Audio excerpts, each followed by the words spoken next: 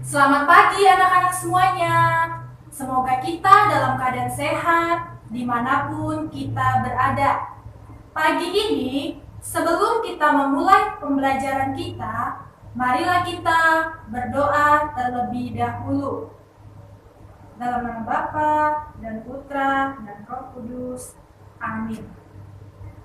Bapa kami yang bertahta di surga, terima kasih untuk anugerah pagi yang indah yang Kau berikan kepada kami. Terima kasih juga ya Tuhan, karena hari ini kami masih diberikan napas kehidupan untuk menghirup udara segar pagi ini. Tuhan, berkatilah kami dalam melakukan proses belajar mengajar pada hari ini, sehingga anak-anak boleh mengerti apa yang kami ajarkan. Terima kasih ya Bapa, terpujilah namamu, amin. Anak-anak, marilah kita mendengarkan Injil Tuhan. Bacaan Injil hari ini diambil dari Lukas 4 ayat 24 sampai 30.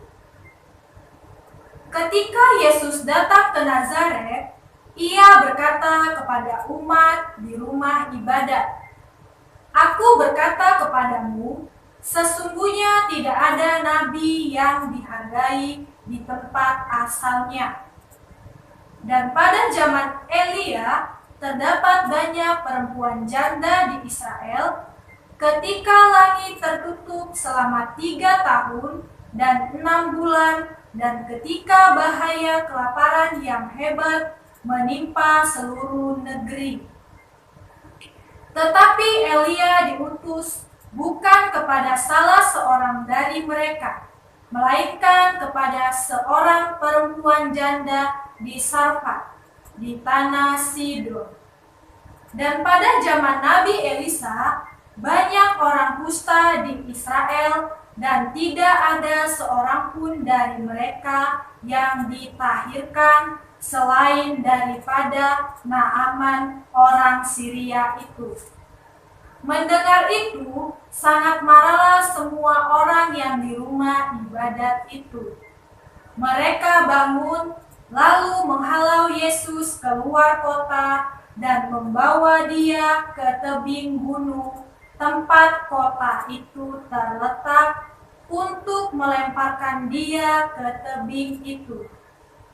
Tetapi ia berjalan lewat dari tengah-tengah mereka, lalu pergi. Demikianlah Injil Kristus. Anak-anak, marilah kita mendengarkan renungan pagi ini.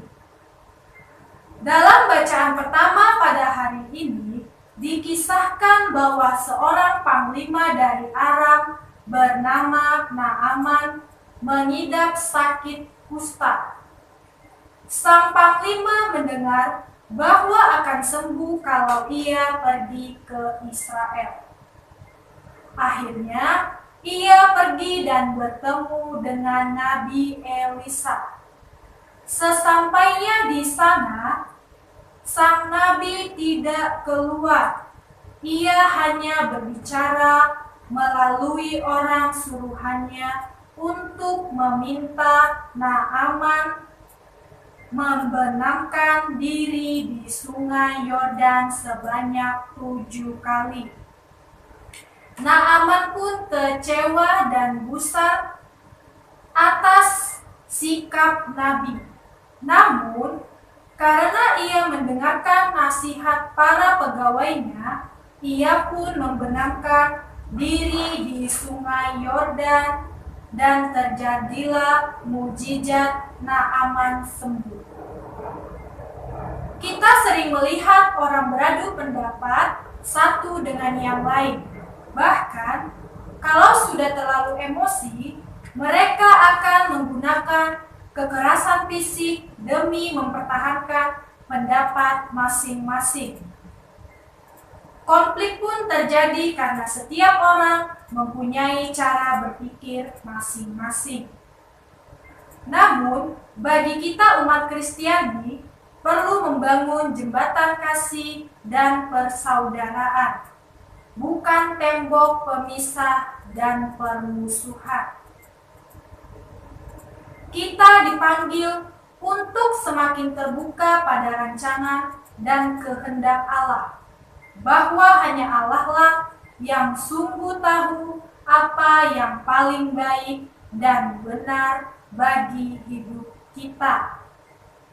Kita dipanggil untuk menjadi rekan seperjalanan Allah, yakni setia mendengarkan dan melakukan apa yang menjadi tugas dan kewajiban kita. Ya Allah, Engkaulah Bapa yang senantiasa hadir dalam hidup kami melalui banyak tanda.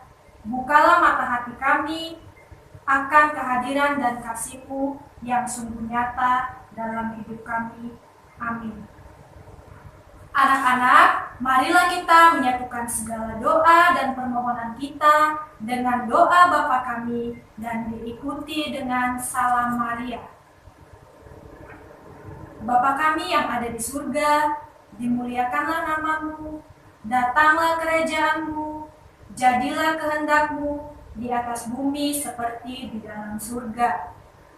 Berilah kami rejeki pada hari ini, dan ampunilah kesalahan kami, seperti kami pun mengampuni yang bersalah kepada kami.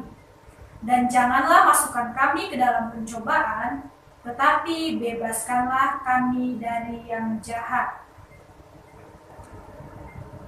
Salam Maria, penuh rahmat, Tuhan sertamu, terpujilah engkau di antara wanita, dan terpujilah buah tubuhmu, Yesus.